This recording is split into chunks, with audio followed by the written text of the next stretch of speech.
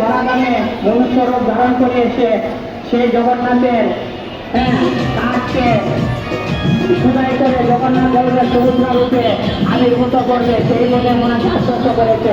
তারপরে অনেকেই বাটাল দিয়ে হাতর দিয়ে কাঠমিস্ত্রি লাগিয়েছে, শিল্পী লাগিয়েছে, কেউ পারে নাই। কারণ সেটি প্রকাশ একমাত্র সেই করতে পারবে যিনি তার ভক্ত। সেই বিশ্বকর্মা রূপ ধারণ করে এসে সেই জগন্নাথ বলদেব সুভদ্রা মহারানীর প্রকাশ হয়েছে সেই পুরী ধামে, এবং সেখানে 21 দিন দরজা বন্ধ রাখার জন্য বলা হয়েছিল। কিন্তু রাজা ও তার স্ত্রী তারা বলছে যে এখন তো এই রাজস্ব বয়সের 12 দিন হয়ে গেছে, শব্দ আছে 1314 দিনের মাথায় শব্দ নেবে, আর একটু পর দিনে তো শব্দ করবে।